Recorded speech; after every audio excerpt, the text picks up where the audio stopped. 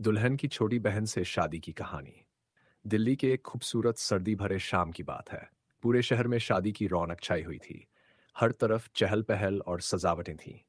मैं यानी प्रिय रंजन अपने बचपन के दोस्त राहुल की शादी में गया था।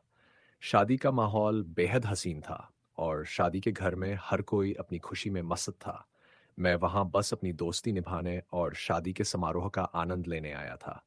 राहुल की दुल्हन साक्षी बेहद खूबसूरत और सजीली लड़की थी, लेकिन उसकी छोटी बहन श्रुति तो जैसे इस शादी की जान थी।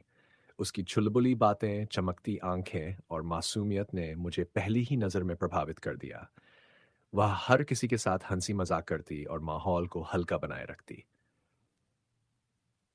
शादी की पहली रात संगीत का आयोजन था।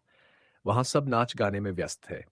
मैं एक कोने में खड़ा होकर माहौल का आनंद ले रहा था। तभी श्रुति ने मेरे पास आकर कहा, अरे भैया, आप ऐसे उदास क्यों खड़े हैं? शादी में आए हैं तो डांस करना पड़ेगा। मैंने मुस्कुराते हुए कहा, उदास नहीं, बस देख रहा हूं कि आप लोग कितने मस्त हो रहे हैं। उसने हंसते हुए मेरा हाथ खींचा और स्टेज पर ले गई। हम दोनों ने साथ में नाचना शुरू किया। उसकी मुस्कान और मासूमियत ने मेरे दिल में जगह बना ली थी। धीरे धीरे बड़ी नजदीकियां। अगले 2 दिनों में हमारी बातचीत और दोस्ती बढ़ गई। कभी खाना परोसते हुए वह मजाक करती तो कभी किसी रस्म के दौरान मुझे चिढ़ाती।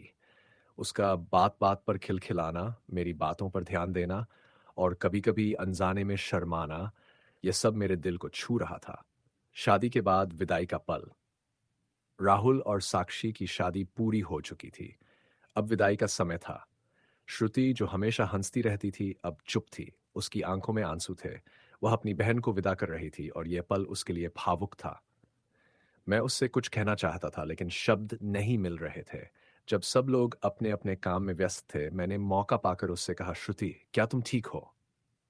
उसने हल्की मुस्कान के साथ कहा, हाँ, बस थोड़ा मुश्किल समय है। बहन जा रही है तो खालीपन सा महसूस हो रहा है। मैंने जवाब दिया, अगर तुम्हें कभी किसी की जरूरत हो तो मैं हमेशा यहां हूं। उसने मेरी ओर देखा और उसकी आंखों में एक अलग सी चमक थी। शादी के बाद का सफर। शादी के बाद भी हमारी बातें जारी रहीं। हम फोन पर बातें करते, मैसेज करते, और कभी कभी वीडियो कॉल भी।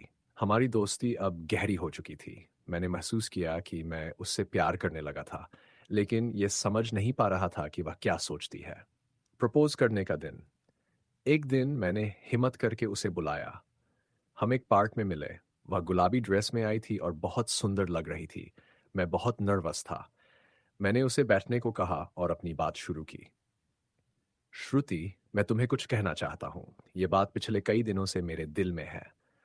मैं नहीं जानता कि तुम क्या सोचती हो, लेकिन मैं तुम्हें पसंद करता हूँ और और मैं तुम्हारे साथ अपनी पूरी जिंदगी बिताना चाहता हूँ।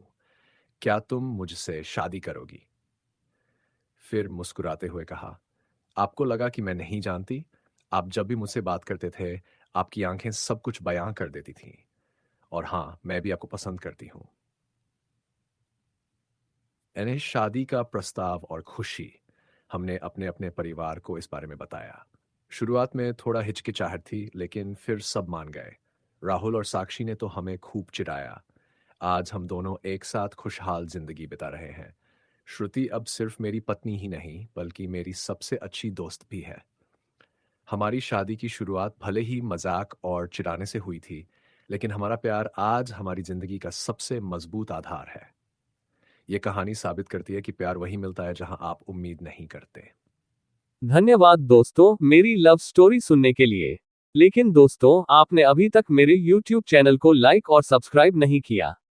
आपसे दिल से विनती है कि चैनल को लाइक करें, सब्सक्राइब करें और अपने दोस्तों के साथ जरूर शेयर करें।